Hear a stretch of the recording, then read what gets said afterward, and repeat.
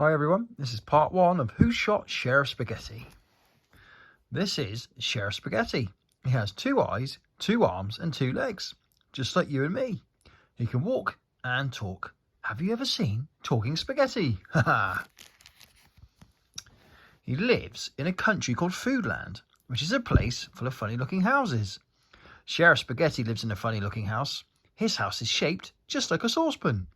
Now, can you remember who else in Foodland lives in a house shaped like a saucepan? Yes, that's right. It's Sausage and Beans. We'll see them again later on in the story. As for Sheriff Spaghetti, he was not a popular person. In fact, he was quite the opposite. He made a lot of people very unhappy. He was always rude and extremely grumpy. He made somebody so upset, they decided to shoot him. And it was up to PC Pineapple and Detective Donut to work out who that somebody was. First, they examined the crime scene. Sheriff Spaghetti was found lying on the path outside his front door with a bullet in his leg at 5 o'clock. Detective Donut took some photographs. Dr. Pepper arrived with the ambulance. PC Pineapple carefully helped Dr. Pepper to remove the bullet.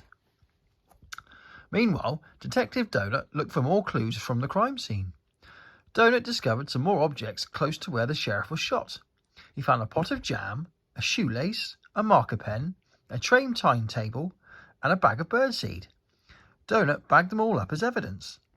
Sheriff Spaghetti was lifted onto a stretcher and taken to Foodland Hospital in the ambulance. Dr. Pepper looked after the patient. Back at the police station, PC Pineapple and Detective Donut began to look at the evidence gathered from the crime scene. The first item was the pot of jam. The pot was sent to a laboratory to scan for fingerprints. The result of the scan showed that the pot of jam was handled by Mr. Biscuit. So PC Pineapple and Detective Donut went to speak to Mr. Biscuit at the bakery. PC Pineapple explained that the pot of jam was found close to where the sheriff was shot, and that his fingerprints were found on it, making him a suspect. Mr. Biscuit needed to do some explaining. "I'm very sorry to hear that Sheriff Spaghetti has been shot in the leg," he said. "The reason you found the jam is probably because I dropped it when I went to visit him yesterday." "Why were you visiting him?" asked the officer.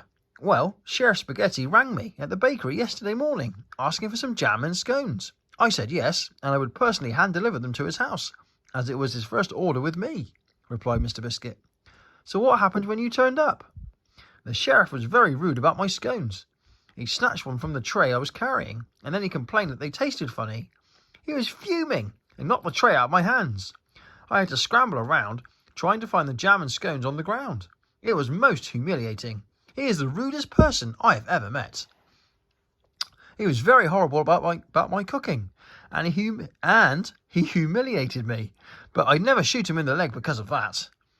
"Okay, thank you for your time, Mr. Biscuit," said PC Pineapple. "If you have any further information, please contact the police station." Next, PC Pineapple and Detective Donut looked at the shoelace on the table of evidence. The next question was, who wears a green shoelace? Detective Donut had a good long think. "What thoughts are running through your mind?" asked PC Pineapple. Then Donut smiled. "That's it! Well done, PC Pineapple." The police officer had given Detective Donut some inspiration. "Come on, we're off to Carrot's house." Donut had remembered that Carrot wears green shoelaces. Carrot lives in Stewpot Cottage, which sits in the middle of a giant vegetable patch. PC Pineapple knocked on the door, but there was no answer. Carrot was out for a run. He came jogging round the corner. "Excuse me, Carrot," said PC Pineapple. "We would like to ask you some questions." "Of course," he replied. First, Detective Donut showed him the shoelace he had found from the crime scene. "Do you recognise this?" he asked. Carrot looked down at his running shoes. One shoe had laces and the other one didn't. "Ah, yes, that belongs to me. Where did you find it?" "We found it close to where Sheriff Spaghetti was shot outside his house yesterday."